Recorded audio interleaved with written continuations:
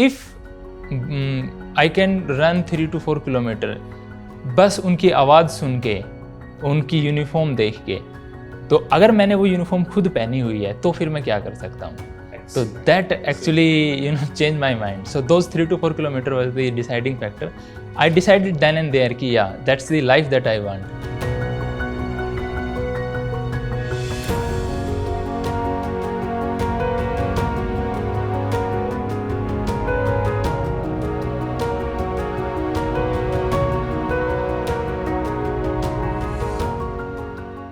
देश को सर्व करने की चाह आज के टाइम पे मेरे भारत का हर युवा रखता है एंड डिफेंस फोर्सेस में एज ऑफिसर सर्व करना is one of the prestigious way to do that. Hello everyone, welcome to chamomile TV toppers, an initiative by Unacademy. I am Sumit Kumar, one of the educator with Unacademy in defence category. और आज इस show पे हमारे साथ CDSC 2 2020 के topper हैं. So I would like to welcome Mr.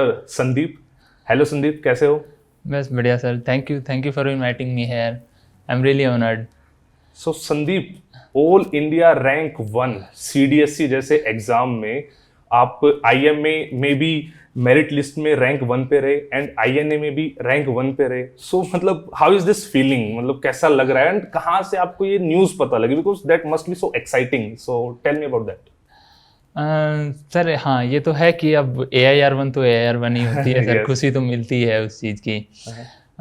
Actually result तो declare जैसे ही हुआ था तो ग्रुप्स बने होते हैं व्हाट्सएप पे, तो वहाँ पे भेज देते हैं लोग बाग. मैं तो ऐसे ही घूम घाम के शाम को वापस आया, फ़ोन उठा के देखा तो वहाँ पे थे काफ़ी. फैमिली का क्या रिएक्शन था उस टाइम पे? ये सर, या फैमिली का रिएक्शंस तो वही हैप्पीनेस थी. My mother actually she was in tears की ओ या AIR1 आई है, तो दैट वाज इट.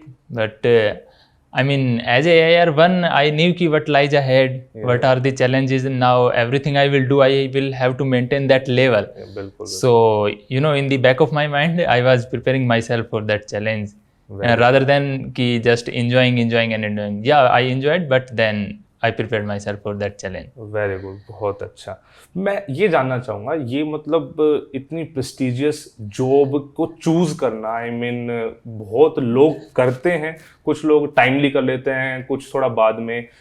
मुझे लगता है हर बंदे के लाइफ में ना कोई मोटिवेशन का पॉइंट होता है. So what was your motivation? क्या कोई फैमिली बैकग्राउंड था या मतलब जस्ट टेल मी दैट कि कहाँ से आया कि मुझे डिफेंस फोर्सेज में जाना है? Sir, actually it started from my childhood only. Okay. Actually, my ideal is my Tauji. Okay. And he is the mathematics teacher, but he teaches mathematics in a very beautiful manner. He can connect mathematics with everything in this universe. Okay. So he actually connected it with the defense forces. And rather than जो questions होते हैं उसमें कि राम था, उसकी बजाय वो major Shaitan Singh का नाम लेते थे. So that was back of in my mind. But since my other cousins were in the engineering, so I went to Kota, I prepared, I went to IIT. So I kind of that was idea of joining defense forces I diluted. But when I was in job as in the resonance Kota, so I took part in a half marathon. Okay. And I was not prepared although, but I decided to go since I was an athlete in my college. Okay. तो वहाँ पे कोटा में military station है. हाँ, एक military station है Kota. Yes. तो जो ट्रैक था ना वो उसी के बीच से जा रहा था. Okay. तो since I was not prepared, so around 16 kilometre I felt कि now अब तो मैं गिरने वाला हूँ. that darkness around in front of my eyes, वो सब हुआ. लेकिन वहाँ पे सड़क के दोनों साइड जो फौजीज थे वो फुल गियर में वो खड़े थे. सो दे सो मी कि हाँ he is about to fall और उसके पैर लड़खड़ा रहे हैं. तो वो उन लोगों ने मोटिवेट करना स्टार्ट कर दिया सर. आई मीन कि कुछ लोग तो साथ दौड़ने लग गए, 1-2-3 लोग आके पीठ थपथपाई और थोड़ा सा पुश किया पकड़ के और थोड़ा जोश भरने लगे कि स्लोगन वगैरह करके वो करके स्लोगन वगैरह बोलकर. तो उसके बाद आई मीन कि वो मोमेंट था कि मैं गिरने वाला था, उसके बाद भी मैं 3-4 किलोमीटर दौड़ पाया. अच्छा. And in those 3 to 4 kilometers, I decided कि if I can run 3 to 4 kilometer, बस उनकी आवाज़ सुन के, उनकी यूनिफॉर्म देख के, तो अगर मैंने वो यूनिफॉर्म खुद पहनी हुई है तो फिर मैं क्या कर सकता हूँ. So Excellent. that actually changed my mind. So those 3 to 4 kilometer was the deciding factor. I decided then and there कि yeah, that's the life that I want. I have been, I was neglecting कि yeah, ठीक है, बाकी life भी अच्छी होती है, ये होता है. बट उस वक्त रियलाइज हुआ कि जो बचपन से जो कहानियाँ सुनाई गई थी, जो बैकग्राउंड था, जो जिस तरह से मुझे प्रिपेयर किया गया था, वो एक्चुअली में ये चीज़ है. That actually created a spark in you. हाँ. This is really exciting. Viewers, ये चीज सच में यार बड़ी एक्साइटिंग है कि कहाँ से मतलब बंदा एक अच्छा खासा टीचर की जॉब कर रहा है, एक मैराथन में पार्ट लेता है, कुछ फौजियों ने उसको मोटिवेट किया, and then at that very moment he decided कि यार मुझे तो यहीं पे कुछ करना है. This is really very inspiring Sandeep. तो एक बार हम ना पूरे पेपर पैटर्न पे आ जाते हैं, बिकॉज बहुत सारे व्यूअर्स जानना चाहते हैं कि ये रैंक 1 कैसे लाए हम ना. तो देखो, हम सब जानते हैं, अगर मोटा मोटा हम देखें तो 3 पार्ट्स में अपना पूरा पेपर है. One is written, another one is SSB and last one is medicals. Medicals में तो मुझे लगता है आपको बहुत एक्सपीरियंस है, तो उसको काफी वास्ट में हम डिस्कस करेंगे उस चीज को. But let's start with written part. तो रिटन पार्ट आप थोड़ा सा बताइए व्यूअर्स को कि मतलब कैसे होता है, एंड पर्टिकुलरली तीनों सब्जेक्ट्स की आपकी स्ट्रेटेजी क्या रही. हाँ यार, जैसे रिटन एवरीबॉडी नोज कि 3 पेपर होते हैं और एक ही दिन में तीनों पेपर होते हैं. तो let's go from the morning only. जैसे इंग्लिश का पेपर है, इंग्लिश जो मुझे लगता है कि अंडरस्टैंडिंग बेस ज़्यादा आती है सीडीएस के पेपर में. ग्रामर का रोल होता है बट वो अराउंड 30% होता है. But if you can understand कि भाई ये क्या मीनिंग कन्वे कर रहा है ये सेंटेंस, और हमें हैबिट है कि हम उसको कॉम्प्रीहेंड कर पाते हैं उस चीज को अच्छे से, then we can actually score very well. Like कि जैसे कॉम्प्रीहेंशंस हैं, PQRS टाइप है, S1 S6 वाले क्वेश्चंस हैं, all those are purely understanding based. हाँ, little bit grammar is required for them, but more और लेस अगर आपकी अंडरस्टैंडिंग अच्छी है, आपकी रीडिंग हैबिट्स है आपके पास, आपकी कॉम्प्रीहेंसिव पावर काफ़ी अच्छी है, then you will be able to easily score. But yes, practice is always there. कि भले ही आप कितने ही अच्छे हो, कितने ही इंटेलिजेंट हो, अगर आप धीरे धीरे प्रैक्टिस करते जाते हो और अपनी मिस्टेक्स जो हो रही है उनको एलिमिनेट करते जाते हो और पेपर का पैटर्न समझते रहते हो कि इस कॉन्सेप्ट पे या फिर इस पर्टिकुलर पॉइंट पे क्वेश्चंस रिपीट होते हैं, ज़्यादा पूछे जाते हैं, देन एक आफ्टर सफिशिएंट टाइम आपके पास अच्छा खासा मटेरियल तैयार हो जाता है, कंटेंट तैयार हो जाता है, और आपको पता होता है कि एक्चुअली में पेपर में कैसे करना है. सही बात है. और उसमें एक जो अपनी सेक्शन कट ऑफ है वो तो इस तरीके से क्लियर करना काफी इजी हो जाता है. आई डोंट थिंक कि इंग्लिश में किसी को प्रॉब्लम आती है. तो चलो फिर नेक्स्ट मैथ पे आते हैं पहले. अच्छा, नहीं, आप उससे आप स्टार्ट करते हैं. ठीक है. तो सर जीएस के पेपर पे आते हैं, जो सेकंड पेपर है. हाँ, पूरी दुनिया को उसका खौफ है, मुझे भी था. एक्चुअली मैं जब कॉलेज में था और जब मैं जॉब कर रहा था तब मैं भी पेपर देता था, और मेरा पेपर क्लियर नहीं होता था just because of GS. I mean उसमें उन दोनों सब्जेक्ट्स में अच्छा स्कोर करने के बावजूद, क्योंकि मैं जीएस में 20 नंबर भी नहीं ला पाता था, इसलिए प्रॉब्लम होती थी. सेक्शनल कट ऑफ भी क्लियर नहीं हो रही है मतलब. क्योंकि मेरे को बस सिर्फ साइंस आती है, और साइंस भी जीएस के पेपर में फैक्चुअल ज़्यादा आती है, कंसेप्चुअल थोड़ी कम आती है. बिल्कुल. तो मुझे ऐसा लगता था कि एक दिन तो किस्मत चमकेगी कि बस 18-19 नंबर के आसपास हूँ, एक दिन तो 20 नंबर क्रॉस कर ही जाऊंगा. बट ऐसा होता नहीं है एक्चुअली में, क्योंकि मुझे ऐसा लगता है कि यूपीएससी वाले थोड़ा सोच समझ के बनाते हैं कि जो बंदा तैयारी नहीं कर रहा है, एकदम अच्छे से तैयारी नहीं कर रहा है, उसको इसी तरह से उलझा के रखो. अच्छा, वो क्लियर कर ही ना पाए, बट उसको लगना चाहिए कि हाँ अगली बार क्लियर हो सकता है. और मैंने 2-3 अटेम्प्ट दिए ऐसे, मुझे ऐसा लगा. बट उस इंसिडेंट के बाद फिर जब मैंने फुल प्रूफ तैयारी की, तब मैंने जाके अच्छे से पूरा सिलेबस देखा, और फिर देखा कि ये जो छोटी मोटी मिस्टेक्स हैं, काफ़ी स्टूडेंट्स हैं जो साइंस बैकग्राउंड के हैं, उनको लगता है कि हमें साइंस आती है. I mean I am from IIT, but I can actually tell you कि जितना एफर्ट मैंने उसमें लगाया बाकी और सब्जेक्ट्स में, उतना ही साइंस में भी लगाया, क्योंकि चीज़ें फैक्चुअल आती है. अब क्वेश्चन आता है कि वुड स्पिरिट कौन से केमिकल का नाम है, मिथेनॉल का. अब भले ही कोई कहीं से कोई कितना ही PhD कर रखी हो किसी ने केमिस्ट्री में, अभी नहीं याद तो नहीं याद.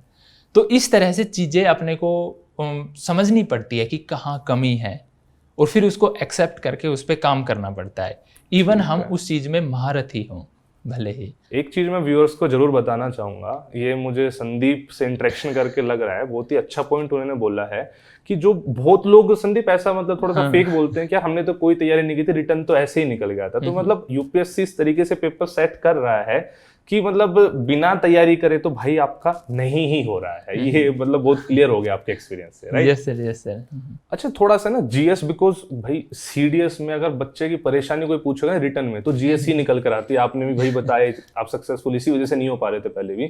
तो जीएस में अगर इंडिविजुअल टॉपिक्स पे थोड़ा सा बता पाएगा आपने किस तरीके से प्रिपेयर करे एक्चुअली? हाँ, यस सर। हाँ, जैसे कि मुझे ऐसा लगता है कि ज़्यादातर लोग क्या करते हैं कि अपनी वीकनेस पे ज़्यादा फोकस करते हैं rather than strength. I will say कि स्ट्रेंथ के ऊपर भी फोकस करना चाहिए। जैसे कि मेरी स्ट्रेंथ थी कि साइंस, तो आई मेड श्योर कि भाई साइंस से तो एक भी गलत ना हो। फर्स्ट प्रायोरिटी शुड बी कि जो मुझे आता है वो इतने अच्छे से आता हो कि उसमें से मैं एक भी सवाल गलत ना करके आऊँ। ठीक है। फिर हम अपनी कमियां ढूंढने लगते हैं। जैसे फिर भी मुझे थोड़ा लगा कि हाँ, पॉलिटी इज समथिंग कि जो मुझे लगता है कि सारे व्यूअर्स को भी ध्यान देना चाहिए, जो काफ़ी स्कोरिंग भी है और आई मीन थोड़ा इजी भी है बाकी as compare to all other subjects. जो उसका सिलेबस है वो थोड़ा सा लिमिटेड है when we compare it with the history and the geography. History में ज्यादा वास्ट हो जाता है, तो आपने मतलब वाइजली चूज करते हो सबसे पहले पॉलिटी को पकड़ा। हाँ। और पॉलिटी को पकड़ने का एक कारण और था कि एक स्टैंडर्ड बुक है लक्ष्मीकांत, सबको पता है, और उसमें से भी लोग मिस्टेक करते हैं कि सारे चैप्टर्स पढ़ने बैठ जाते हैं। सारे नहीं पढ़ने होते, कुछ सेलेक्टेड चीज़ें हैं जो अपने को पता होता है अगर हमने प्रीवियस ईयर पेपर्स लगाए हैं। तो आई विल रिक्वेस्ट कि भाई सब एक बार प्रीवियस ईयर पेपर देखें, वहाँ से कोई अगर आपको आंसर नहीं पता तो कोई बात नहीं, एटलीस्ट टॉपिक लिख लेते हैं कि प्रियम्बल से क्वेश्चन उठ के आता है, स्टेट लेजिस्लेचर से आ रहा है, गवर्नर से आ रहा है, वाइस प्रेसिडेंट से आ रहा है। तो फिर उससे सर क्या होता क्या है कि अपने पास एक खाका तैयार हो जाता है कि मुझे यही पढ़ना है। हाँ भाई, क्योंकि लक्ष्मीकांत मैंने भी पढ़ी है, मैं पढ़ाता भी हूँ भाई, अपने आप में ग्रंथ है इसकी, मतलब इतनी ज्यादा नॉलेज है। तो ये आपने बड़ा अच्छा बताया कि भाई किस तरीके से आपको पहले प्रीवियस ईयर एनालाइज करके आपको बस ये फाइंड आउट कर लेना है कि भाई ये 10 टॉपिक है, 15 टॉपिक है, यहाँ से तो क्वेश्चन पूछ ही रहा है, तो फिर उसी को फिर आपने मतलब उसको करा। It is actually a smart approach. बिल्कुल। तो ये हो गया पॉलिटी। बाकी चीजें फिर आप जैसे हिस्ट्री। अब सर ऐसा होता है कि हम सारी चीजें कवर भी नहीं कर सकते यूपीएससी के किसी भी एग्जाम के लिए, तो हमें ये भी सेलेक्ट करना पड़ता है कि मुझे ये नहीं करना। जैसे हिस्ट्री में मैंने एंशिएंट और मेडाइवल, ऐसा नहीं है कि बिल्कुल छोड़ना है, मैं फिर ये बात कहूंगा कि ऐसा नहीं कि कोई भी ऐसा पोर्शन हो कि बिल्कुल छोड़ के ही चले जाएं कि पता ही ना हो, क्योंकि ऐसा हो रहा है आजकल कि किसी भी पोर्शन से इजी क्वेश्चन उठ के आ जाते हैं। मतलब आप कहना चाह रहे हो कि इजी क्वेश्चन गलत नहीं होना चाहिए, कहीं से भी पूछे। ऐसा कि जो लोग सेलेक्ट जिनका रिटन क्वालिफाई हो रहा है वो क्वेश्चन किया है अगर उन लोगों ने, तो वो आपका भी होना चाहिए। बिल्कुल ऐसा होना चाहिए, तभी आप आगे निकल पाओगे। हाँ। बिल्कुल ठीक है, राइट। तो मैंने आई मेड श्योर कि हाँ ठीक है, ऐसा बिल्कुल भी छोड़ा नहीं, बट हाँ थोड़ा थोड़ा इतना कर लिया कि हाँ किसी जो मेरी स्ट्रेंथ है जहाँ पे मैं मार्क्स स्कोर करना चाह रहा हूँ उसको अच्छा खासा टाइम मिल जाए, बट उसको भी जो चीज़ मैं नेगलेक्ट कर रहा हूँ उसको भी अच्छा खासा टाइम दिया मैंने। बहुत ही बढ़िया। बट हिस्ट्री में मैंने सिर्फ मॉडर्न हिस्ट्री पे फोकस किया, और उसमें भी जो है ना कि काफ़ी वास्ट है, लेकिन वही प्रीवियस ईयर पेपर देख के समझ में आ जाता है कि ये चीज़ें पूछी जा रही है, यहाँ से उठ के आ रहे हैं। तो ऐसा नहीं है कि 100% वहीं से आता है, बट इतना आ जाता है कि हाँ आप अच्छा स्कोर कर पाते हो। एक और मतलब इस जीएस में भी पर्टिकुलर मैं करंट अफेयर को और पूछना चाहूंगा, बिकॉज बच्चा करंट वास्ट है, इससे वास्ट तो कुछ भी नहीं है। करंट अफेयर को आपने कैसे मतलब कितनी वेटेज रखी आपने? सर रिगार्डिंग करंट अफेयर मैंने काफ़ी जो एस्पिरेंट्स हैं उनकी क्वेरीज देखी, सब ये बोलते हैं कि करंट अफेयर के लिए हम न्यूज़पेपर को रेफर कर ले क्या। अब मुझे ऐसा लगता है कि जो सिविल सर्विसेज का एग्जाम है उसके लिए न्यूज़पेपर पढ़ना is a good idea, but for CDS, because अगर आप न्यूज़पेपर से करंट अफेयर करना चाहते हो तो आपको 1 से 1.5 घंटा मिनिमम लगाना पड़ेगा, उसके नोट्स बनाने पड़ेंगे, तब जाके आपके सारे करंट अफेयर तैयार होंगे। बिल्कुल।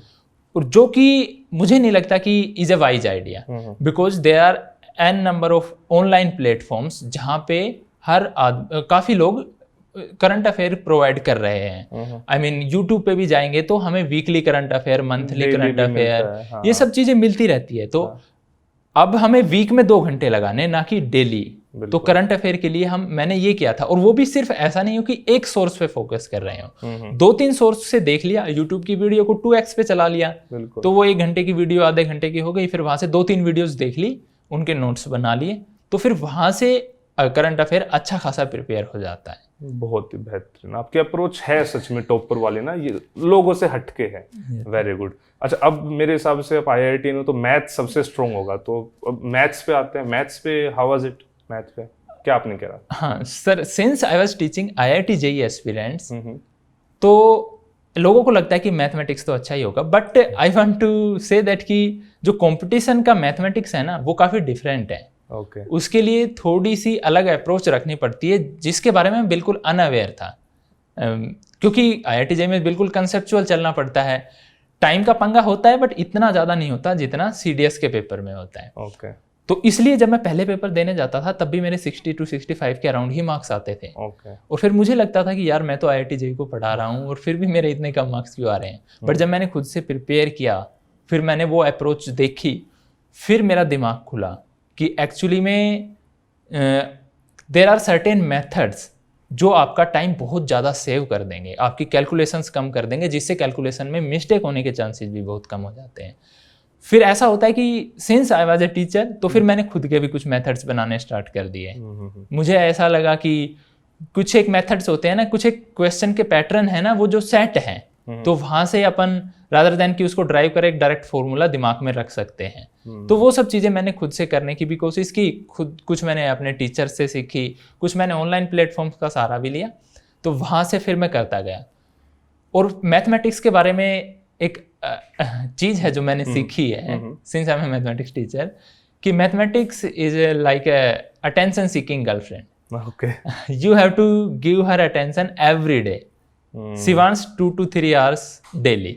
अगर आप ऐसा नहीं करोगे तो there will be a problem, लेकिन आपने अगर ऐसा कर दिया देन शी इज योर्स। तो इसलिए मैंने ये चीज़ मेंटेन की कि मैं डेली मैथमेटिक्स की प्रैक्टिस कर रहा हूँ, जिससे फ़ायदा ये हुआ कि जो कॉमन कैलकुलेशंस है ना, वो दिमाग में सेट हो गई, कि जैसे 30 तक टेबल वगैरह, 20 तक के जो स्क्वेयर्स हैं, कॉमन स्क्वेयर रूट्स हैं, वो सारे वैल्यूज़ रादर देन की कैलकुलेशन करूँ मैं पेपर में बैठ के, वो दिमाग में सेट हो जाती है। और फिर वो चीज़ 10 सेकंड्स भी अगर मेरा एक पर क्वेश्चन बचा रही है और मैंने मान लो 80 क्वेश्चन अटैम्प्ट किए, तो 2 क्वेश्चंस तो मेरे और ज़्यादा हो सकते हैं उस चीज़ से। बहुत ही बेहतरीन। मतलब कितने मजाक में संदीप ने कितनी इंपॉर्टेंट बात कह दी कि मैथ इज समथिंग जो गेम है पूरा स्पीड का और ट्रिक्स का, और वो एक दिन में नहीं आएगी, वो आपको डेली टाइम देना पड़ेगा, over a period of time देना पड़ेगा, तब ही वो चीज़ डेवलप हो पाएगी एंड अल्टीमेटली बहुत ज़्यादा आप स्कोर कर पाओगे। मतलब इट्स नॉट नेसेसरी कि आप IITian हो तो मतलब अच्छा ही कर दोगे, उसके लिए भी आपने मतलब डेडिकेटेड मतलब अप्रोच रखी है। Yes sir, yes sir. बहुत ही बढ़िया। चलो ये तो हो गया अपना रिटर्न वाला पार्ट संदीप। अब आते हैं थोड़ा सा SSB, बिकॉज मुझे लगता है कि देखो रिटर्न निकाल रहा है, अच्छा खासे अमाउंट में बच्चा निकाल रहा है, लेकिन जो ज़्यादा छट रहा है बच्चा वो SSB में छट रहा है, बिकॉज भाई जिसने रिटर्न निकाला मतलब उसको कुछ तो नॉलेज है। yes. अब अच्छे बच्चों में से क्रीम निकालनी है, वो काम SSB करता है। तो इसको हम थोड़ा सा अच्छे से, मैं चाहता हूँ कि अपना डे वाइज बताओ कि हाउ वाज योर प्रोसीजर और क्या आपने करा उसमें, मतलब क्या आपकी अप्रोच क्या थी? सर, जब मैं SSB की तैयारी कर रहा था तो मुझे एक कहानी याद आई। जब मैं SSB दे रहा था इनफैक्ट तब याद आई ये कहानी। हम बचपन में पढ़ते थे ना कि 5 अंधे थे, उन्होंने कभी हाथी नहीं देखा था। हाँ। अंधे थे तो कैसे ही देखेंगे, तो उन्होंने सोचा कि हाथी देखते हैं, फिर वो देखने गए, तो एक ने उसका सूंड पकड़ा तो उसने कहा कि he is like a pipe, किसी ने उसकी पूंछ पकड़ी, ही सेड कि हाथी इज़ लाइक अ रोप, किसी ने ये किया। तो मुझे ऐसा लगता है कि कैंडिडेट ना अपना अपना ओपिनियन फॉर्म कर लेता है कि SSB में ये होता है वो होता है। ओके। बट जब मैं SSB दे रहा था तो मुझे एहसास हुआ कि हमें ये सब चीज़ ओपिनियन फॉर्म करने की ज़रूरत ही नहीं है। हमें रादर देन कि हम ये फोकस करें कि SSB क्या चाहता है, SSB में क्या होता है, अगर हम इस बात पे फोकस करें ना कि मेरी लाइफ कितनी अच्छी है, कितना स्मूथ हूँ मैं, कितने इफेक्टिव हूँ, कितना एफिशिएंट हूँ, क्या मैं अपनी फैमिली को जानता हूँ अच्छे से, अपने विलेज को जानता हूँ, अपने डिस्ट्रिक्ट को, अपने स्टेट को जानता हूँ, क्या जो कुछ भी मैं काम करता हूँ उसमें 100% देता हूँ, क्या मेरे आसपास के लोग मेरे से खुश हैं। अगर हम इन सब चीज़ों पे ध्यान देंगे ना तो एसएसबी तो एक बाई प्रोडक्ट होगा, इनफैक्ट हमारी लाइफ बहुत अच्छी हो जाएगी आप उससे। ये कह रहे हो कि रेदर देन जो एक स्टैंडर्ड मार्केट में, एक जो मैं बता रहा हूँ because I am being in this field, एक तौर तरीके बच्चों को सिखाए जाते हैं कि भाई ऐसा कर ले तो ही तेरा एसएसबी निकलेगा, एंड आप कह रहे हो कि यार आप अपने आप पे फोकस करो, एसएसबी की जो क्वालिटी, जो OLQs हम बोलते हैं, वो तो बाय प्रोडक्ट हो जाएगी। Yes sir, definitely. हाँ, but sir I will also like to add कि ऐसा नहीं हो कि हम फिर गाइडेंस को बिल्कुल ही इग्नोर कर दें। I mean I have seen some lot of people who go unprepared. Preparation is required, but you know कि ऐसा ना हो कि हम अपने आप को भूल जाएं उस प्रिपरेशन के अंदर। इट शुड बी यू, मतलब आपको, मतलब उन्हें सच में आपको देखना। ये बिल्कुल मैं भी व्यूअर्स को बताना चाहूंगा, बहुत सारे एक्सपीरियंसेस कैंडिडेट्स ऐसे भी देते हैं कि जो एक वो ओपिनियन बना के जाते हैं, जैसे अभी हम डिस्कस करेंगे, जो 12th पिक्चर ब्लैंक आती है उस पर आपको लिखना होता है, तो मतलब यार उनको इतने साल हो चुके हैं, उनको ये तक पता होता है कि आप इस इंस्टीट्यूट से पढ़ के आ रहे हो। तो यहाँ पे आपका पॉइंट बहुत वैलिड है कि इट शुड बी यू। अगर आप फेक करोगे तो यार they are expert, they will find it out. Yes sir, from the day one itself की process starts, even before the testing starts. Like कि when I was in my childhood, my father used to take me to the bank and he used to गायब हो जाते थे वो, उसके बाद बोलते थे कि अब तू खुद फॉर्म भरेगा और खुद ही ड्राफ्ट बनवाएगा। अच्छा। अब इस चीज का अफेक्ट देखने को मिला मुझे फर्स्ट डे पे। टेस्टिंग स्टार्ट भी नहीं हुई थी, बट उससे पहले जो जेसीओज होते हैं, एनसीओज होते हैं, वो फॉर्म भरवाते हैं। उस वक्त मैंने काफी लोगों के हाथ कांपते देखे हैं। उनको मतलब डर लगता है नाम लिखते हुए भी कि कहीं स्पेलिंग मिस्टेक ना हो जाए, रोल नंबर कुछ गलत ना लिख दूं। वो कॉन्फिडेंस नहीं है, क्योंकि मैंने अपनी लाइफ पे फोकस किया, और तो वो कॉन्फिडेंस मेरे अंदर था पहले से ही, तो मैंने वो काम बहुत ही खुले दिल से कर दिया, आसानी से हो गया। उनके दिमाग में उस चीज को लेके ही थोड़ा सा प्रेशर जनरेट होना शुरू हो जाता है, और फिर वो चीज बाद में जब हम OIR दे रहे होते हैं और जब PPDT चल रहा होता है, तब वो चीज अफेक्ट करती है। अगर हमारा सुबह सुबह वो अच्छा निकल जाए, एनसीओ ने मान लो, कई बार तो एनसीओ डांट भी मार देते हैं कि आप इतना टाइम क्यों लगा रहे हो, आपको ये बोला था, तो फिर उससे थोड़ा सा वो जो डिस्टर्बेंस होती है ना, वो मुझे ऐसा लगता है कि कई बार भारी पड़ जाती है कुछ नर्वसनेस, वो एक आ जाती है, मतलब कि बच्चा किसी ने अगर बोल दिया तो सोचेगा एकदम से यार वो थोड़ा सा फास्ट करना है। वो मतलब जो ये क्वालिटीज, मुझे ऐसा लग रहा है आपसे बात करके, ये जो क्वालिटीज एसएसबी की, इट इज नॉट समथिंग जो आप 10-15 दिन में इम्पार्ट कर सकते हैं। बचपन से ही, मतलब जब से आप ग्रो कर रहे हो, वाइल ग्रोइंग, आपके अंदर वो क्वालिटीज अपने आप ही डेवलप हो जानी चाहिए। Yes sir, yes sir. चलो लेट्स कम टू अपना ये वाला पॉइंट कि डे फर्स्ट पे जो स्क्रीनिंग होता है वो कैसे गया, आपने कैसे परफॉर्म करा, एंड क्या कैसे रहा? यस सर, डे वन में सर पहले तो OIR होता है, officers intelligence rating. It's a quite simple test कि एवरीबॉडी नोज कि काफ़ी सारे इंटरनेट पे टेस्ट अवेलेबल है। So I would request viewers कि भाई जाओ और कम से कम नहीं तो 15 से 20 टेस्ट दो, और फिर जो टाइप्स है ना उनको अपने दिमाग में बैठा लो। I can assure you similar types आएगी, सेम नहीं, सिमिलर टाइप्स आएगी, सेम सिमिलर अप्रोच लगेगी वहां पे। ऑलमोस्ट ऐसा लगेगा कि पेपर लीक था, है ना। अगर हम ये प्रिपरेशन करते हैं, और ये हम खुद से कर सकते हैं, ज़्यादा इसमें टाइम नहीं है। 15 to 20 मॉक टेस्ट जो है, प्रैक्टिस सेट्स, कोई ऐसा फिक्स नहीं है। आप इंटरनेट पे जाओ, आपको n नंबर ऑफ सेट्स मिल जाएंगे। तो मैं वहाँ से करके गया था और मैंने ये देखा। फिर एक मिसकंसेप्शन ये भी होता है कि लोगों को लगता है कि हाँ 50 क्वेश्चन 35 मिनट ये वो, उस चीज़ को हम भूल के क्योंकि मैंने ऐसा देखा कि उन्होंने ना 2-4 मिनट पहले ही खत्म कर दिया था हमारा OIR। अच्छा, जो डेडिकेटेड टाइम है उससे पहले, क्योंकि उन्होंने देखा कि सब लोग करके बैठे।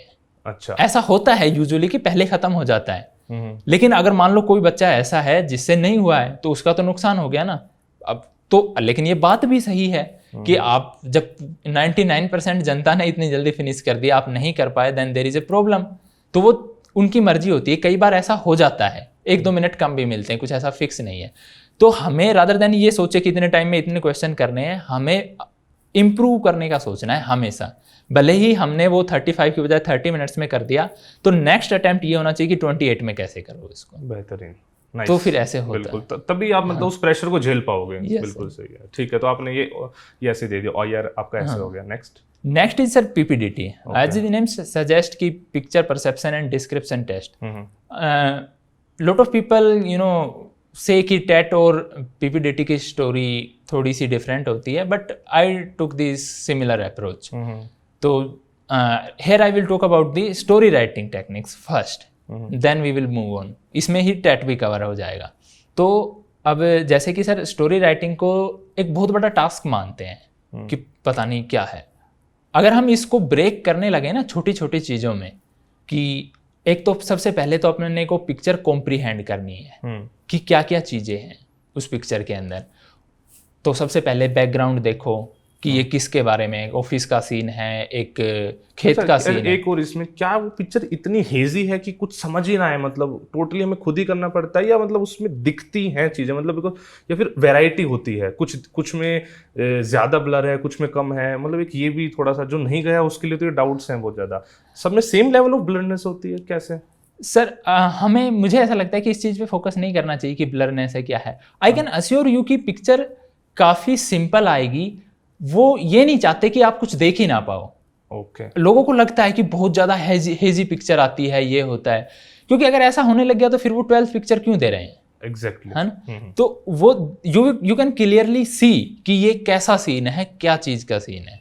ओके. तो अगर आप थोड़ा सा ध्यान से देख रहे हो, ऐसा है कि अगर आपका दिमाग कहीं और है तो हो सकता है कि आपको उस पिक्चर में कुछ भी ना दिखे. एक दो पिक्चर ऐसी आ सकती है, बट अगर आप फोकस्ड हैं और आपने थोड़ी सी प्रैक्टिस कर रखी है तो आप अच्छे से देख पाते हो कि ये पिक्चर क्या बताना चाह रही है. अगर हम ये सोचेंगे कि ये हेजी पिक्चर है, वो है, तो वो खामखा प्रेशर जनरेट हो जाता है कि पता नहीं मैंने कुछ मिस तो नहीं कर दिया, या फिर मैंने वो चीज़ सही में देखी जो बाकी लोगों ने देखी. तो वो फिर चीज़ें खामखा नर्वसनेस क्रिएट करती है. आई वुड रिक्वेस्ट कि हम उन चीज़ों में ना जाके सीधा सीधा इस बात पे फोकस करें कि एक पिक्चर आती है, उसका बैकग्राउंड देखना है, फिर उसका फोरग्राउंड देखना है, फिर वो सीन देखना है किस चीज़ का है. उसके बाद हमें समझ में आ जाता है कि क्या चल रहा है. इवन पिक्चर्स कई बार होता है कि सिमिलर दिखती है. एक सिटी के अंदर एक्सीडेंट का सीन है और एक गांव के अंदर एक्सीडेंट का सीन है, या फिर एक आइसोलेटेड जगह के अंदर एक्सीडेंट का सीन है. ये चीज़ लोग मिस कर देते हैं. वो सिर्फ एक्सीडेंट पे फोकस करते हैं, बैकग्राउंड फोरग्राउंड मिस कर देते हैं. अब मान लो एक गांव में एक्सीडेंट हुआ है तो हमारा रिएक्शन एक अलग टाइप का होगा. हमारा जो एक्शंस हो गए ना उसको टैकल करने के वो अलग टाइप के होंगे. एक सिटी के अंदर एक्सीडेंट हुआ है तो उसको टैकल करने के एक्शंस अलग टाइप के होंगे. तो बेहतरीन आप चीज बता रहे हो कि मतलब आपको मेरे हिसाब से 3 स्टेप में मैं आपको कर पा रहा हूँ कि आप सबसे पहले तो आप बैकग्राउंड देख रहे हो, फिर फोरग्राउंड देख रहे हो, फिर उनका कॉम्बिनेशन आप देख रहे हो कि कैसे वो चीजें मतलब रिलेट कर रही है, रेदर देन उस पर फोकस करना कि मतलब मैं ये तो नहीं मिस कर रहा, वो तो नहीं मतलब देखा.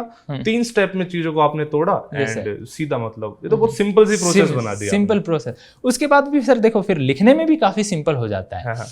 कि मैं ऐसा करता हूँ क्योंकि हमें फिर 4 मिनट मिलते हैं और अपने को 10 से 12 लाइन ही लिखनी होती है पिक्चर के अंदर, और 10 से 12 लाइन लिखने के लिए अप्रोक्सीमेट 3 मिनट का टाइम लगता है. अगर वो लाइंस हमें क्लियर है, I mean clear in the sense कि ऐसा नहीं है कि हमें रटी हुई है, बट क्लियर है कि हमें इस लाइन पे लिखना है, इस वे ऑफ थीम पे लिखना है, तो फिर हम वो 3 मिनट में लिख पाते हैं. तो अपने पास 1 मिनट सरप्लस है.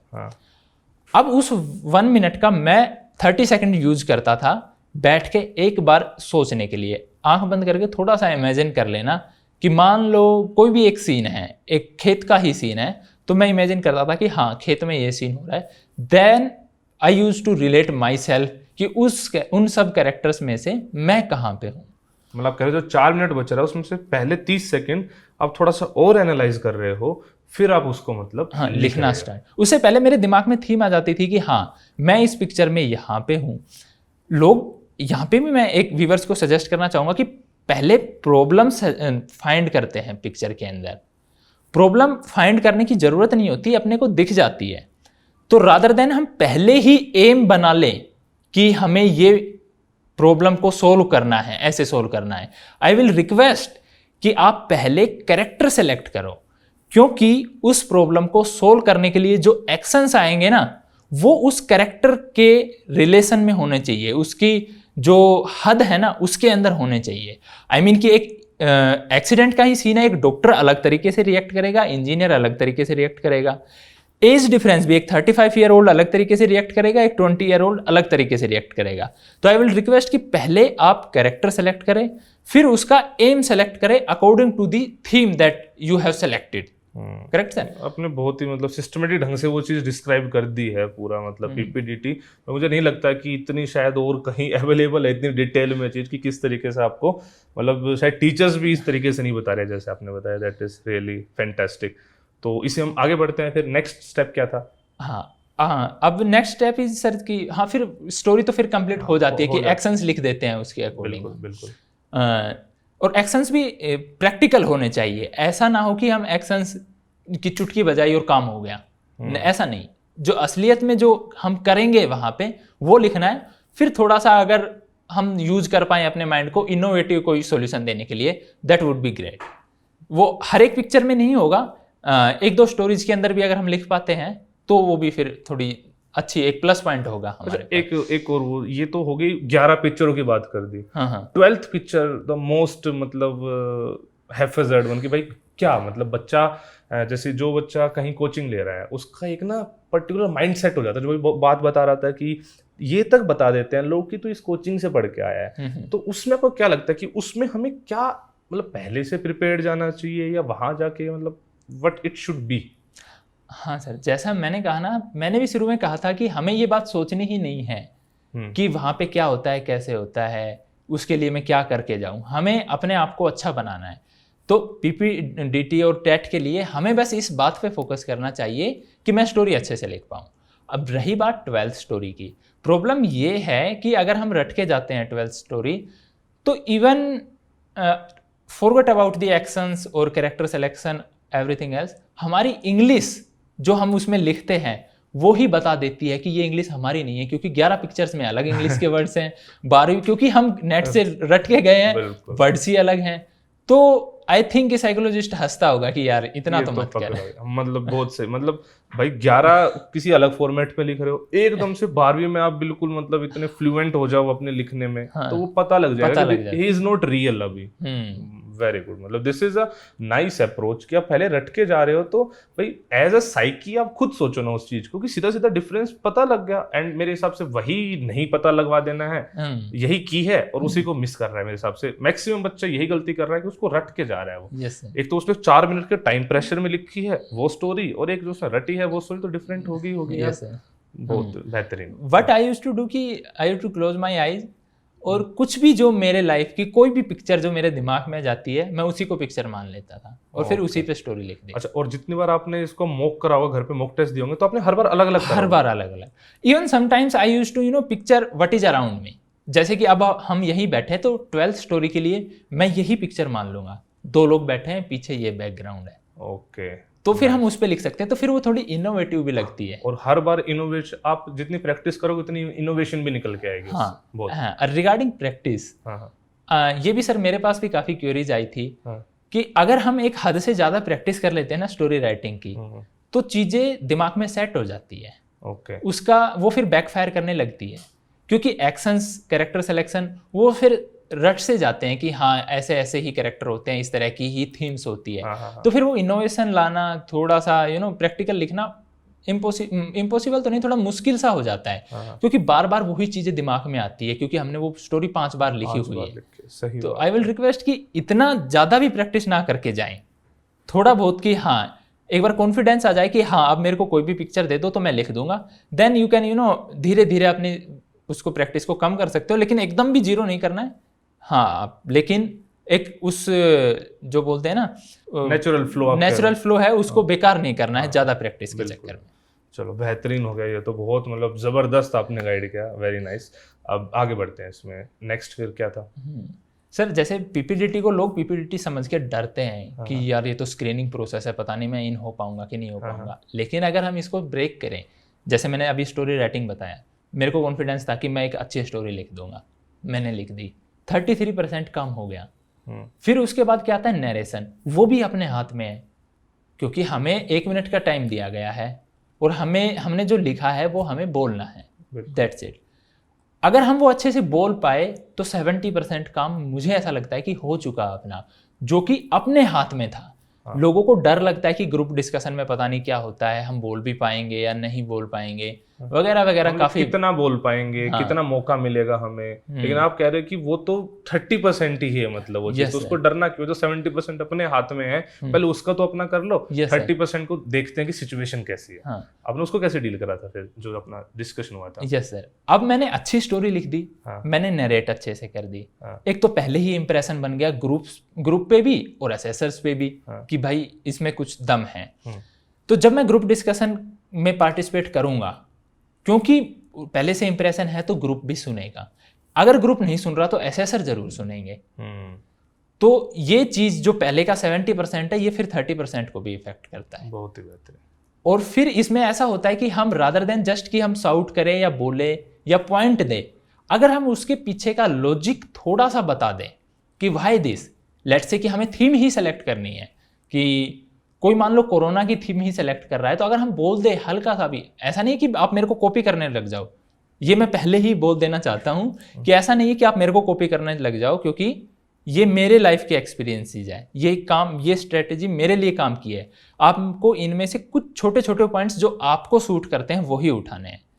तो मैं ऐसा सोचता हूं सर कि जैसे कि कोरोना की थीम सेलेक्ट करनी है, तो रादर देन सेइंग कि हाँ ठीक है कोरोना चल रहा है तो हम कोरोना की थीम सेलेक्ट कर लेते हैं, मैं ऐसा बोलना चाहता था कि कोरोना की थीम सेलेक्ट करते हैं, क्योंकि अगर हम यहाँ पे कुछ सॉल्यूशन डिस्कस करते हैं, हो सकता है उनमें से कुछ एक अच्छा सॉल्यूशन आ जाए और हम उसको एक्चुअली में इंप्लीमेंट कर पाए सोसाइटी में कुछ, मतलब तो मतलब आपकी मतलब एक वो आपकी पर्सनैलिटी शो कर दी आपकी थीम सिलेक्शन ने। Yes sir.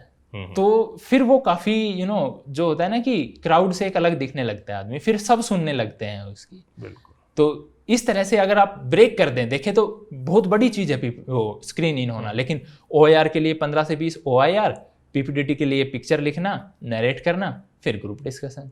सिंपल ही है ये प्रोसेस। अगर हम इतना कर देंगे तो फिर हमें इस चीज़ की वरी करने की ज़रूरत नहीं है कि हम डायरेक्ट एंट्री में जा रहे हैं, टेक एंट्री में जा रहे हैं, जहाँ पे बहुत भीड़ आती है। उसमें भी मुझे लगता है कि आप स्क्रीन इन हो जाओगे। आप स्क्रीन इन हो गए, अब बाकी का प्रोसेस भी थोड़ा सा बताइए कि कैसे, मतलब स्टार्टिंग से लेके एंड तक, मतलब इंटरव्यू तक थोड़ा सा डिस्क्राइब कीजिए कि कैसे ये गया। ये सर, जैसे एक रीडिंग हैबिट है ना सर, आई थिंक कि ये पूरे SSB प्रोसेस के लिए ब्रह्मास्त्र है। क्योंकि अगर हम रीड कर रहे हैं, हमारे पास वोकेबुलरी होगी, एक सेंटेंस फ्रेमिंग की आदत होगी और एक कॉम्प्रिहेंसिव पावर इंक्रीज हो जाएगी। तो ये चीज़ फिर अपने को वेट में हेल्प करती है। एक तो वोकेबुलरी अच्छी हो गई, प्लस सेंटेंस फ्रेम करने के लिए टाइम नहीं लगेगा अपने को। सिमिलरली अगर हम रीडिंग कर रहे हैं तो होगा क्या, कॉम्प्रिहेंसिव पावर अच्छी है तो फिर हम SRT को अच्छे से कॉम्प्रिहेंड कर पाएंगे। बिल्कुल। और फिर रीडिंग हैबिट्स बाकी जगह भी हेल्प करती है, जैसे GTO के अंदर ग्रुप डिस्कशन है, वहाँ पे अगर हमारी रीडिंग हैबिट्स अच्छी है तो हमारे पास नॉलेज अच्छी है, तो हम और अच्छे लॉजिक पुट कर पाएंगे और ज़्यादा इन्फॉर्मेशन प्रोवाइड कर पाएंगे ग्रुप डिस्कशन में। ये बहुत ही बेहतरीन, मतलब रीडिंग हैबिट्स आपने बताया GTO। अब मैं थोड़ा सा GTO पे थोड़ा सा यहाँ पे ज़्यादा फोकस करना चाहूँगा कि GTO मतलब कैसे टास्क उसमें, बिकॉज बहुत बार बच्चा गलती करता है कि हर चीज़ में लीडर बनने की कोशिश करता है, तो मतलब क्या पर्सनैलिटी या फिर क्या हैबिट्स वो होनी चाहिए उस दौरान की जो मतलब आपको परफॉर्म करने की लीडर वाली चीज़, मतलब कितनी रखनी है आपको, ये थोड़ा सा आप बताइए डिटेल में। सर अगर हम ऐसे सोचेंगे कि हमें लीडर बनना है तो हम कभी लीडर नहीं बन पाएंगे। एक्चुअली लीडर कभी ये नहीं सोचता कि वो लीडर है, वो अपना काम करता है, वो फिर अपने आप दिख जाता है। बिल्कुल। जैसे कि स्कूल में पहले जब हम छोटे बच्चे थे, तो अगर ऐसी कोई एक्टिविटी होती थी जिसमें टीचर जाके कुछ खेल खिलाना या कुछ भी ऐसी एक्टिविटी करवाता था, तो उस वक्त हम कभी ये नहीं सोचते थे कि हमें लीडर बनना है। और लेकिन उस एक्टिविटी में हम इतना ज़्यादा इन्वॉल्व हो जाते थे कि हम हमारा बेस्ट दे पाते थे। मतलब प्राइज मिल गया, हाँ बिल्कुल ठीक बात है। लेकिन सेम चीज GTO करवा रहा है तो हम उसमें लीडर बनने की कोशिश करते हैं।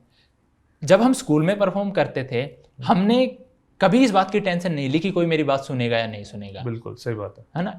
और क्या मैं अच्छा सॉल्यूशन दे रहा हूँ, घटिया सॉल्यूशन दे रहा हूँ, हम हमेशा ये सोचते थे कि मेरी टीम जीत जाए। बिल्कुल, बिल्कुल।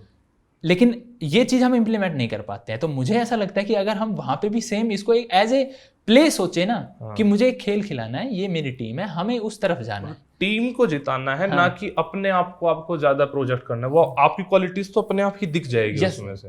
ये फोकस ना करिए, बहुत ही बेहतरीन बात बोली है। क्योंकि नॉर्मली जो लीडरशिप क्वालिटीज वहीं पे दिखाने का मौका। अच्छा, वैसे इंडिविजुअल टास्क में आप अपनी इंडिविजुअलिटी दिखा सकते हो उसमें कि आपको भाई क्या करना है, लेकिन ग्रुप टास्क में तो इट शुड बी टीम। मतलब आपकी टीम जीत रही है तो आपके पॉइंट्स हैं। यस सर, ये बिल्कुल मतलब जीटीओ मतलब क्रक्स में कितनी बेहतरीन बात बता दी है संदीप ने कि किस तरीके से, मतलब वरना तो इस चीज को लेकर ना बच्चा इतना ज्यादा वो होता है। एक तो फिजिकल, अच्छा ये फिजिकल वाली ही बताओ कि फिजिकल मतलब हेल्थ कितनी इंपॉर्टेंट है इन टास्क में। बिकॉज बच्चा सोचता है कि मतलब जैसे जिम विम की सोचने लग जाता है कि अगर मैं बहुत अच्छा जिम नहीं करता, बहुत अच्छा स्पोर्ट्समैन नहीं हूँ तो मतलब नहीं हो सकता। तो ये कितना, ये मिथ है क्या है ये?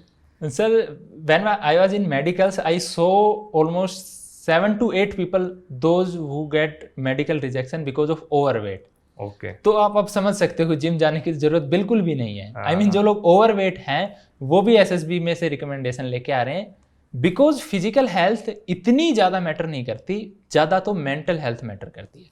फिजिकल का बस इतना सा है कि आपका जो आपकी बॉडी है और जो आपका माइंड है उसका कोऑर्डिनेशन ठीक है। अगर हम डेली लाइफ में छोटे मोटे काम करते हैं घर में भी, तो भी I think you are fit. ये बहुत ही बेहतरीन बात बताई है संदीप ने कि ऐसा नहीं होना चाहिए कि, क्योंकि नॉर्मली बच्चा करता है कि सर अगर मैं स्पोर्ट्समैन नहीं हूं तो क्या मैं जीटीओस परफॉर्म कर पाऊंगा। मतलब वो चीज़ है ही नहीं। मतलब वो आपको ट्रेनिंग के दौरान आपके अंदर वो इनकलकेट कर देंगे जो उनको चाहिए। अभी तो आप बस एक फिट इंडिविजुअल चाहिए आपको। Regarding individual obstacle, there are 10 obstacles. I mean IITN, और फिर भी I could complete 13 obstacle in the given time, and second one I was the first in the group. Okay, मतलब ऐसा नहीं था कि आपने बहुत कुछ प्रैक्टिस करी हो या कुछ बिना without any practice, just went there वहीं पे, मतलब वहीं पे आपने 100% दिया। नहीं चलो बेहतरीन रहा ये। थोड़ा सा मुझे इंटरव्यू के बारे में और जानना था कि इंटरव्यू एंड कॉन्फ्रेंस में कि क्या मतलब प्रोसेस पूरा रहता है, मतलब क्या अप्रोच है। मतलब प्रोसेस तो पता है, अप्रोच क्या रहनी चाहिए आपकी, क्या मतलब इंटरव्यू में आपको क्या दिखाना है अपने आप को, या फिर नेचुरल रहना है, क्या है वो मतलब? यस सर, मैंने देखा है काफ़ी लोग इंटरव्यू से पहले नर्वस हो जाते हैं, जबकि इंटरव्यूअर तो इतना अच्छा आदमी है, वो पहले पूछता है कि आपने खाना खाया नहीं खाया, कहाँ से आए हो, कैसे आए हो। ये इतनी अच्छी अच्छी बातें करके फिर बोलता है कि चलिए अब हम इंटरव्यू शुरू करते हैं। अब देखा जाए तो यार वो आदमी अपने को ये थोड़ी है कि रिजेक्ट करने के लिए बैठा है, सेलेक्ट करने के लिए बैठा है। बिल्कुल। अगर हम फिर भी डरेंगे और जो वो क्वेश्चंस पूछ रहा है उनका सच सही में आंसर नहीं करेंगे, जो सच है वो नहीं बताएंगे, तो फिर वो कैसे सेलेक्ट करेगा? क्योंकि अगर हम जब झूठ बोलने लगते हैं तो उसको समझ में आता है कि ही इज हाइडिंग समथिंग। अब आप छोटी सी बात हाइड कर रहे हो, लेकिन क्योंकि उसको नहीं पता तो हो सकता है कि वो ये सोच ले कि पता नहीं यार क्या चीज हाइड कर रहा है। अगर आपने बता दिया सच, जो कुछ भी हो आप, और भले ही आप में छोटी मोटी गलतियां हैं, मिस्टेक्स हैं, तो हो सकता है कि वो माफ कर दे। अगर आपने नहीं बताई तो there is a greater chance कि वो माफ ना करे। उसके बाद वो उसमें और सारा डीप भी जाएगा, उसको अगर उसको पता लग गया है तो उसमें और ज्यादा वो डीप जाएगा और आप और ज्यादा नर्वस हो जाओगे। मतलब आप ये कहना चाह रहे हो कि आप नेचुरल रहो। मतलब पूरे आपके इस प्रोसेस से मुझे ये तो समझ में आया है कि नेचुरल होना बहुत जरूरी है। आप फेक मत करो, अगर फेक करोगे तो आप मतलब फंसोगे, मतलब पकड़े जाओगे। तो इंटरव्यू में भी वो चीज आपने मतलब रखी उधर। एक इंसिडेंट की सर मेरे आई मीन कि अगर हम लाइन ऑफ क्वेश्चनिंग देखें ना इंटरव्यूअर की, वहां से समझ में आता है कि वो ये नहीं चाहता कि आप किसी भी क्वेश्चन का आंसर ना कर पाए। वो बस ये चाहता है कि जो कुछ भी आप हो वो उसको समझ पाए, कैसे हो, क्यों हो। और बाद में आपको कॉम्प्लिकेट ना करके दिखाओ। हाँ। जो हो वैसा सिंपल वे में दिखाओगे तो उसको लिए समझने में इजी होगी कि आपके बिकॉज वो वही चेक करने बैठा है, पर्सनालिटी चेक करने बैठा है, तो आप उसको कंफर्ट दे रहे हो। यस सर, जैसे कि मैं एक एग्जांपल से पूरा इंटरव्यू समझ में आ जाएगा, जो मुझे लगता है कि मेरे साथ हुआ था और काफी इंटरेस्टिंग था। हाँ। इंटरव्यू में मेरे से पूछा, I want to tell viewers कि मेरी CGPA काफी लो है। ये भी काफी लोगों का मिसकंसेप्शन होता है कि परसेंटेज कम है तो मैं क्या करूं, मुझे तो रिकमेंड करेंगे ही नहीं। मैं यहाँ पे रिवील करना चाहता हूँ, मेरी CGPA 5.76 है। और ये चीज़ PIQ में दिखी इंटरव्यूअर को। उसने पूछा क्वेश्चन कि CGPA कम क्यों है। आई सेड कि सर मेरे को थोड़ा इंटरेस्ट कम आया इंजीनियरिंग में, जो कि सच बात भी है। फिर भी उसको सेटिस्फेक्शन नहीं मिला उनको, तो फिर उन्होंने क्रॉस क्वेश्चनिंग की कि you took a drop for IIT। तो अगर आपका इंटरेस्ट था तभी आप वहाँ पे गए। हाँ तो मैंने कहा कि सर बात तो सही है, लेकिन क्योंकि मैंने 3 साल कोटा में बिताए तो मेरी सोशल लाइफ जीरो हो गई थी। हाँ लेकिन जब मैं आईआईटी में गया तो वहाँ पे इन सब चीज़ों के लिए बहुत सारी अपॉर्चुनिटीज़ थी, तो मैं उस तरफ थोड़ा सा बहक गया, समझ लो। हाँ, मैं उस तरफ ज़्यादा इन्वॉल्व हो गया, मैंने थोड़ा कैजुअल ले लिया स्टडीज़ को। हाँ, तो फिर उन्होंने पूछा कि बीटेक तो 4 साल की होती है, हाँ, 1 साल मज़े कर लिए, 3 साल तो थे, हाँ, वहाँ पे आपको इम्प्रूव करना चाहिए था। फिर मैंने बताया कि सर क्योंकि मैंने 1 साल तक मज़े किए, तो वेटेड एवरेज निकालते हैं आईआईटीज़ के अंदर, हाँ, तो वो उसका वेट काफ़ी ज़्यादा हो जाता है, तो फिर उसको वो करना, भरपाई करना थोड़ा मुश्किल हो गया था।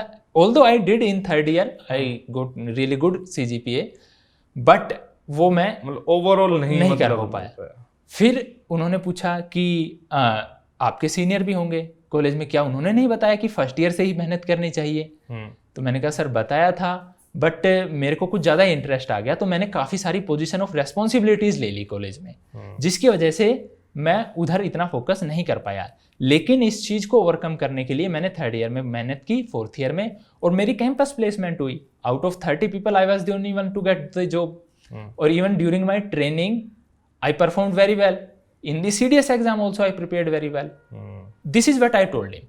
अब सर इससे देखा जाए तो ये क्वेश्चंस काफ़ी टफ लगते हैं, but because I was honest ये काफ़ी ईजी थे। जो आप थे, जो एक्चुअल था, आपने बिल्कुल वो रख दिया सामने कि इस वजह से नहीं कर पाया मैं तो। और ऐसा भी नहीं है कि इंटरव्यूअर ये चाह रहा था कि मैं किसी क्वेश्चन का आंसर ना दे पाऊं। क्वेश्चंस को देखे तो वो समझना चाह रहा था कि एक्चुअली में हुआ क्या था, और आपने सच्चाई बता दी तो बहुत इजी हो गया वो। और उसने देखो 5.76 CGPA वाले को AIR1 बना दिया। समझ रहे हो? तो सच बोलने का ये फायदा होता है। बहुत ही बेहतरीन रहा। तो संदीप, रिटर्न और SSB के बारे में तो हमने इनफ जान लिया है। अब मैं थोड़ा सा मेडिकल्स के बारे में जानना चाहूँगा, बिकॉज मुझे पता लगा कि AIR1 होने के बावजूद भी आपको मतलब मेडिकली रिजेक्ट कर दिया गया। तो मतलब इतना मेहनत की फिर भी आप उस मुकाम तक नहीं पहुँच पाए।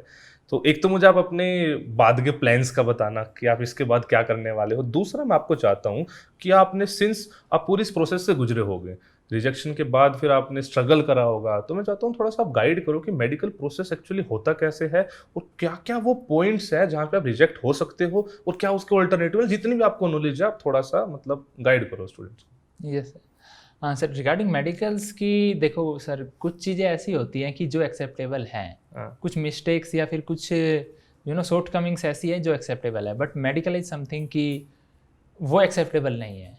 इट इज़ क्वाइट ओबियस कि अगर आप मेडिकली अनफिट हो तो आप ट्रेनिंग ही पूरी नहीं कर पाओगे, या फिर अगर आपने ट्रेनिंग पूरी भी कर ली तो फिर बाद में भी आप अपनी यूनिट के लिए एक बोझ बन के रह जाओगे। बिल्कुल सही बात है। तो सिंस आई डोंट माइंड कि मुझे मेडिकली रिजेक्ट कर दिया गया है, क्योंकि आई अंडरस्टैंड कि इससे अगर मैं चला भी जाता मेडिकली अनफिट अंदर चला भी जाता तो वो एक वेस्टेज ही होती। मतलब मुझे ऐसा लगता है कि इसमें कि सिर्फ आपकी लाइफ डिपेंडेंट नहीं है, और भी लोग हैं यहाँ पे, तो वो अप्रोच मतलब बिल्कुल सही बात कर रहे हो आपकी। आप चले भी जाते तो इतनी प्रेस्टिजियस पोजीशन पे आप जा रहे हो, वहाँ पे ऐसा कुछ झेला नहीं जा सकता। तो अच्छा, आगे के प्लान्स क्या है आपके, इसके बाद आप क्या करोगे? हाँ sir, since I was a teacher in Resonance Kota, so I am thinking on the same lines कि अब मैं ऑफिसर नहीं बन पाया तो क्या हुआ, औरों को बनाएंगे, अपनी फौज तैयार करेंगे। चलो ठीक है, वो तो हम बनाएंगे। उससे पहले आप बताओ कि मेडिकल्स में हाउ वाज द प्रोसेस, और कहाँ कहाँ पे हमें ध्यान रखना चाहिए, क्या मतलब? सर मेडिकल काफ़ी डिटेल्ड मेडिकल एग्जामिनेशन होता है। हर एक डिपार्टमेंट का स्पेशलिस्ट आपको चेक करता है। अब पर्टिकुलरली मुझे हर एक डिपार्टमेंट का तो याद नहीं है, but I will request viewers की there is a medical policy on the Indian Army website. If you will Google it, you can find it. अच्छा, एक शायद उसमें भी आता है, CDS के नोटिफिकेशन में भी आता है। CDS के नोटिफिकेशन में सर थोड़ा स्पेसिफिक लिखा हुआ है। वो मेडिकल पॉलिसी में एकदम डिटेल्ड लिखा हुआ है कि क्या चीज़ें अलाउड है, क्या चीज़ें अलाउड नहीं है। उसमें जब मैं पढ़ रहा था तो काफ़ी इंटरेस्टिंग चीज़ें मिली थी, जैसे कि एक कॉमन वो डिफॉर्मिटी होती है DNS, डेविएटेड नेजल सेप्टम। किसी को पता नहीं लगता है बट ये होती है, इससे कुछ प्रॉब्लम नहीं होती है, बट मेडिकल में उसको अनफिट करते हैं, सिंपल सर्जरी होती है। तो मेडिकल पॉलिसी पढ़ी तो समझ में आया कि उसकी सर्जरी तो 2 हफ्ते में ही रिकवर हो जाती है, बट आपको 4 वीक्स के बाद ही फिट कर सकते हैं। अगर आप पहले चले गए ना तो वो आपको बताएंगे भी नहीं और आपको अनफिट कर देंगे। अच्छा, और ये आपको पता लगा मेडिकल पॉलिसी आपने वेबसाइट से पढ़ी? हाँ, दिस इज वेरी इंटरेस्टिंग। बच्चा ये गलती करता है कि ना जानना ही नहीं चाहता कि मेडिकल स्टैंडर्ड्स एक्चुअली क्या है, वो बस इधर उधर पूछता रहता है। जो जो मतलब ऑथेंटिक सोर्स है, जो खुद दे रखा है वेबसाइट पे ऑफिशियल्स ने, वो नहीं जान रहा है। तो इसमें दो सोर्सेज मुझे निकल के आ रहे हैं। एक तो जो नोटिफिकेशन लिखी होती है उसमें क्लियरली स्टैंडर्ड्स लिखे होते हैं, और एक संदीप ने बहुत ही अच्छी बात बताई कि आप गूगल करोगे तो आपको वेबसाइट पे बिल्कुल क्लियरली मिल जाएगा कि क्या क्या है, और उसमें फिर ऐसे पॉइंट्स निकल के आ सकते हैं। अच्छा, इसमें ये भी हो सकता है अगर किसी बच्चों को पहले डाउट है किसी चीज पे, कि सपोज करो कि मुझे आंख में कुछ है, जैसे आपका आई का बनेगा पॉइंट, तो वो पहले ही कुछ प्रिवेंटिव स्टेप्स भी ले सकता है। मतलब उनमें क्या होता है? सर अगर स्टूडेंट एकदम कॉन्फिडेंट है कि हाँ देयर इज ए प्रॉब्लम, तो ही उसे मेडिकल टेस्ट पहले करवाने चाहिए। बिकॉज ऐसा होता है कि कुछ एक मेडिकल जो है डिफॉर्मिटीज है वो अलाउड भी है, ओके, बट स्टूडेंट को ये बात समझ में नहीं आएगी, उसके बैक ऑफ द माइंड में ये बात बार बार रिंग करती रहेगी, तो वो एसएसबी के टाइम पे थोड़ा कॉन्फिडेंट नहीं रह पाएगा। ओके, तो आई विल रिक्वेस्ट कि अगर आपको सही में लगता है कि प्रॉब्लम है तो ही आप चेकअप कराएं। इफ पॉसिबल किसी जो रिटायर्ड एएमसी का डॉक्टर है ना आर्मी मेडिकल कोर के, उससे चेकअप करवा ले तो दैट वुड बी ग्रेट। लेकिन ये तभी करवाएं जब आपको लग रहा है कुछ की मतलब है, वरना तो मतलब बेवजह का उसका प्रेशर ना ले एसएसबी में, वरना आप थोड़ा सा अंडर कॉन्फिडेंट हो जाओगे। आप ये कहना चाह रहे हो? Yes sir, yes sir. ठीक, आपका क्या पॉइंट बना था और कैसे? Sir I had a point of glaucoma disc. Okay. And it's an interesting one because they said कि in the civilian life you won't have any problem. Okay. But in the army, if you are posted on the heights or maybe in the Siachen where pressure is quite low, temperature is quite low, then you might develop certain symptoms that will be quite difficult for us to tackle. तो क्या ये मतलब आपको normally पता था या ये अभी पता लगा? मतलब because this is not a common, right, not a common thing. तो ये मतलब कैसे आपको कैसे पता थी ये चीज, या तभी पता लगी है? सर तभी पता लगी, और जितने भी लोग मेडिकल में जो रिजेक्ट होते हैं या फिर जिनको भी टीआर मिलता है, उन मोस्ट ऑफ द लोगों को बाद में ही पता लगती है, क्योंकि जो आर्मी के मेडिकल स्टैंडर्ड जो आर्म फोर्सेस के जो मेडिकल स्टैंडर्ड्स हैं वो थोड़े से डिफरेंट हैं। नॉर्मल लाइफ में तो हम डॉक्टर को दिखाते हैं तो डॉक्टर माइंड भी नहीं करता, इग्नोर कर देता है उन चीज़ों को। ओके। बट बिकॉज आर्मी में वो चीज़ सिर्फ अपनी लाइफ नहीं बाकी की लाइफ भी के लिए भी रेस्पॉन्सिबल होती है ना, तो इसलिए वो थोड़ा सा ज़्यादा डीप में जाके चेक करते हैं। जो प्रॉब्लम अभी नहीं है बाद में डेवलप हो सकती है because of stress and strain that military is going to put you through. Okay, तो वो मेडिकल में चेक कर रहे हैं वो? यस। ओके, अच्छा, और इसकी डिटेल्स मतलब कुछ प्रोसेस होता है मेडिकल का, कैसे उन्होंने आपको एक्सप्लेन करी कि आपके साथ ये इशू है? मतलब हाँ सर, जैसे ही एसएसबी में रिकमेंडेशन होता है, आप मेडिकल एग्जामिनेशन के थ्रू जाते हैं, वहाँ पे स्पेशल मेडिकल बोर्ड होता है जो आपको एग्जामिन करता है। वहाँ पे हर एक फील्ड का स्पेशलिस्ट चेक करता है और बोलता है कि आप फिट हो अनफिट हो। अच्छा, उसके बाद अगर आपको 1-2 पॉइंट में रिजेक्शन मिलता है, then you have to choose your choice of hospital की कहाँ पे आप अपील करना चाहते हो। Okay, then there is a appeal medical board, you go there, then they will check only those points. Okay, कि वेदर प्रॉब्लम इज रियल और allowed और समथिंग कैन बी डन और not. Certain problems are like that कि उनकी surgery हो जाती है और 2 वीक में वो ठीक भी हो जाती है, तो वो सब चीज़ें देख के हो सकता है आपको वहाँ पे फिट कर दे। मोस्ट लोग जो होते हैं वो अपील मेडिकल बोर्ड में फिट हो जाते हैं। ओके, फिर कुछ एक रिजेक्ट भी होते हैं, like me I was rejected, then you have to write a application to the DGFMS। Okay, they will make you fill certain forms. फिर वो एप्लीकेशन जाती है आर्म फोर्सेस मेडिकल सर्विसेज में, वो फिर देखते हैं कि इसको रिव्यू करना चाहिए या नहीं। ओके, तो रिव्यू डिसाइड करते हैं खुद से, वो दोनों रिपोर्ट्स पढ़ के, स्पेशल मेडिकल बोर्ड की और अपील मेडिकल बोर्ड की। Then they transfer you to the review medical board at the RR hospital Delhi cantt. Okay, but वो सबको नहीं मिलता है। अच्छा, वो उन्हीं को मिलता है जिनका लगता है कि हाँ कुछ हो सकता है, वरना वहीं पे आपको रिजेक्ट कर देते हैं। ओके, तो आप मतलब उसमें भी गए कि रिव्यू बोर्ड में गए? ओके, फिर रिव्यू मेडिकल बोर्ड में काफ़ी जो बोलते हैं ना कि एक बहुत ही ओपन और एक जस्टिस होता है। अच्छा, जैसे कि स्पेशलिस्ट चेक करता है आपको, वो अपना ओपिनियन लिखता है, फिर there is a separate board that decides, और बोर्ड में काफ़ी सीनियर मेंबर होते हैं। आई मीन लेफ्टिनेंट जनरल साहब थे जिन्होंने मेरा डिसीजन सुनाया मुझे, ओके, कि you are rejected because of this and this. They will explain you fully. Yes, मतलब ऐसा मन में कभी ग्रज नहीं रहेगा कि यार नहीं। ओके, ओके मुझे लगता है व्यूअर्स इतनी प्रोसेस है सबको पता ही नहीं होती है, बिकॉज जो भी टॉपर आ रहा है मोस्टली वो मेडिकली फिट होकर आ रहा है तो उतनी डेप्थ में जा ही नहीं पा रहा है, और जो बच्चा रिजेक्ट हो रहा है उसको इतना प्लेटफॉर्म नहीं मिल पा रहा है कि अपनी वो सारी प्रॉब्लम्स बता पाए। तो संदीप ने बहुत ही अच्छा पूरा प्रोसेस समझाया है कि कहाँ तक, मतलब रिव्यू बोर्ड तक जाते हैं, कंप्लीटली आपको एक्सप्लेन करते हैं कि हाउ दिस प्रोसेस इज, आपको क्यों रिजेक्ट करा जा रहा है, क्या इम्पैक्ट है आपका इस पे। संदीप हमने तो एग्जाम्स के बारे में बहुत कुछ आपसे जान लिया, डिटेल में जान लिया। अब थोड़ा सा ना मूड को करते हैं लाइट, थोड़ा सा आपके बारे में जानते हैं। तो हम ना यहाँ पे कुछ रैपिड फायर क्वेश्चंस वाला एक इवेंट खेलते हैं। तो मैं आपसे कुछ क्वेश्चंस पूछूंगा और आपको उनको इंस्टेंटली, जो फर्स्ट इंस्टिंक्ट आपकी कह रही है वो आपको आंसर देना है। So are you ready? Yes sir, definitely. तो first question is, if you had a super power what would that be and why? Because I have some unfinished business, I would like to disappear whenever I want. So Wow. Okay. Next question is, if you could become the prime minister of the country for one day, what change would you bring and why? yes sir, it's already been implemented and I will implement it more strictly. कि till primary class local language should be must for a child. Okay, very good. Next is, who is your idol and why do you admire him or her?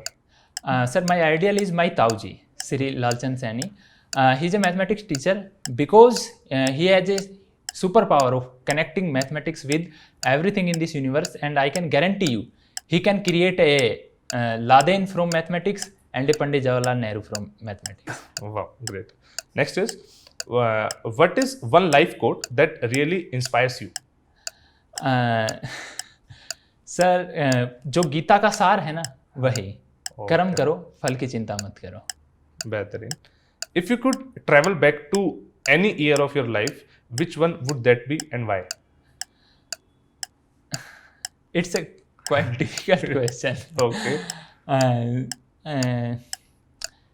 There is not particular incident that I regret. Yes, because I have learned lot of things from my mistakes only. So I don't think कर्म करते गए, result की करते चिंता गए। नहीं करी आपने। हाँ, तो आई डोंट थिंक कि मुझे लाइफ में कोई ऐसा इंसिडेंट है, but there is one incident जो मेरी लाइफ से पहले का है। मेरे जन्म से पहले ही मेरे दादाजी एक्सपायर हो गए थे, and I have heard from people of all community, all standards, that he was a great man. So I would like to meet him. Okay, वो जाना था। तो बहुत अच्छा लगा संदीप मुझे आपके आंसर सुन के। हमारे शो की ना एक प्रथा है कि आप अपने किसी दूसरे फ्रेंड को जो ऑलरेडी एक टॉपर है उसको टैग कर सकते हो to have a conversation with us on this platform. तो आप किसको टैग करना चाहोगे? Yes, sir, I have a friend that I met him in medicals, Himanshu Pandey. Okay. So I would like to tag him. So he is also CDS. Okay, Yes, sir. the CDS 2 2020. 2020, yes sir. So Himanshu, आप जल्दी ही call expect करना CTWT से। तो बहुत जल्दी will try our best to get you on this show. Sandeep, हमने आपसे बहुत कुछ जाना, बहुत कुछ सीखा, कुछ अलग सी जो मार्केट से हटके चीज़ें थी वो भी आपने बताई। एक कुछ सिंगल मैसेज आप व्यूअर्स को देना चाहे, एस्पिरेंट्स को देना चाहे कि they should keep in their mind while preparing for CDS? So dear aspirants, my message is कि know yourself and be proud of what you are, where you come from, because जो पूरा CDS का process है that is all about you, how much you know about yourself, आपके गांव के बारे में, अपने डिस्ट्रिक्ट के बारे में, अपने शहर के बारे में, अपनी कंट्री के बारे में, और नॉट जस्ट ऊपर ऊपर से, know in the details कि what are the standards of your village, standards of all those, why all those customs, all those rituals are there in your village, because when you know about those logics behind those rituals, then you will be proud कि we have the oldest wisdom and the richest culture in our country, and that will build up your character, and that is surely going to help you, not even in the SSB but in whole your life. So that is what I want to say to all the aspirants. That was a great message and something different. So viewers, this was Mr. Sandeep. इनकी जो approach थी, अगर मैं उनको summarise करके आपको बताना चाहूँ, इन्होंने एक सबसे बेस्ट थिंग जो इस पूरे कन्वर्सेशन में दी है, that is your personality development, that it should be you should be natural while your SSB process, जो बहुत ही टिपिकल प्रोसेस होती है एंड बहुत ज़्यादा मिसकंसेप्शंस है। एंड जो स्टडी की, अगर हम रिटर्न की बात कर रहे हैं, रिटर्न में भी उन्होंने स्मार्टली चीज़ों को सेलेक्ट करा, जो स्ट्रेंथ है पहले उसको बिल्ड करो, देन अगेन तुम देखो, एनालाइज करो, प्रीवियस पेपर को एनालाइज करो, मॉक से एनालाइज करो, you will be able to know कि कहाँ कहाँ पे मुझे काम करना है। ओवरऑल मैं कहूँगा एक स्मार्ट और एक सुलझी हुई approach is the key to success in CDS examination. So Sandeep, कैसा लगा आपको CTWT पे आके? How was your experience?